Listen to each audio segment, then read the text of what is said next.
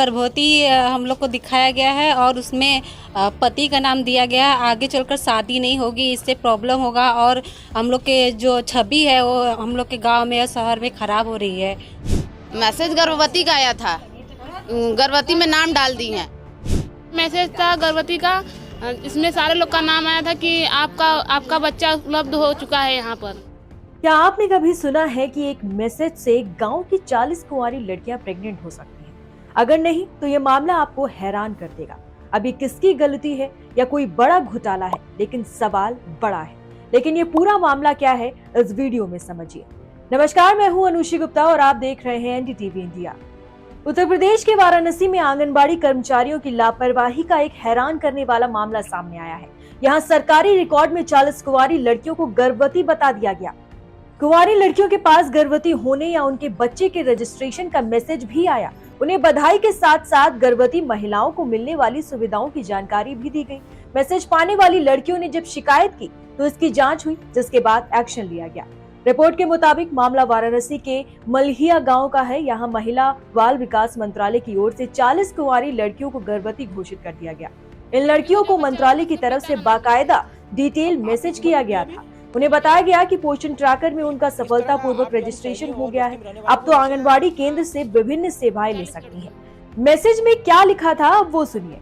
Message में ये लिखा था कि पोषण ट्रैकर में आपका स्वागत है। स्तनपान कराने वाली मां के रूप में आप आंगनबाड़ी केंद्र से घर पर जाकर गर्म पका हुआ भोजन या राशन, परामर्श, बच्चे के स्वास्थ्य की निगरानी और स्तनपान सहायता जैसी सेवाओं का लाभ उठा सकती है। रेखा साहनी और राखी साहनी जैसी लड़कियों को उनके बच्चे के पोषण ट्रैकर में सफलतापूर्वक पंजीकरण के लिए बधाई संदेश भेजे गए और उन्हें अतिरिक्त सहायता के लिए हेल्पलाइन पर कॉल करने के लिए प्रोत्साहित भी किया गया। एक संदेश में तो यहाँ तक कहा गया कि बधाई हो रेखा साहनी, आपका बच्चा पीहू पोषण ट्रैकर में सफलतापूर्वक रजिस्टर्ड हो गया है, यानी बच्चे का नाम भी दर्ज था। गांव की सहानी और मल्लेन बस्ती की महिलाओं ने तुरंत ग्राम प्रधान अमित पटेल के समक्ष ये मुद्दा उठाया। मीडिया रिपोर्ट के मुताबिक गांव के प्रधान पटेल ने ये सवाल उठाया कि इतनी बड़ी गलती कैसे हो सकती है, जिससे 35 से 40 लोग प्रभावित हो गए। उन्होंने आंगनबाड़ी केंद्र के संचालन की जांच की मांग की। उन्होंने आरोप लगाया कि पोषण सहायता उन लोगों तक नहीं पहुंच रही है जिन्हें इनकी सबसे ज्यादा जरूरत है। अब ग्राम प्रधान का क्या कहना है वो सुनिए। रमना गांव के ग्राम प्रधान अमित पटेल बताते हैं कि मोबाइल पर आए इस मैसेज को देख लड़कियों और उनके परिवारों में हड़कंप मच गया। ग्राम प्रधान के माध्यम से मुख्य विकास अधिकारी से शिकायत की गई। इसके बाद इस मामले की जांच शुरू की गई। जांच में पाया गया कि आंगनबाड़ी कार्यकर्ता की गलती के कारण ये मैसेज 40 लड़कियों को भेज दिया गया। वाराणसी के सीडीओ हिमांशु नागपाल कहते हैं, फिलहाल इस घटना से गाँव में हड़कंप है।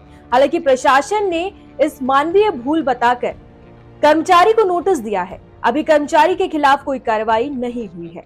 ये रमना गांव की एक शिकायत प्राप्त हुई थी कि कुछ किशोरियों का पंजीकरण गर्भवती के रूप में करा दिया गया है और उनके नाम और ये उनको दिवाली में एक मैसेज प्राप्त हुआ है।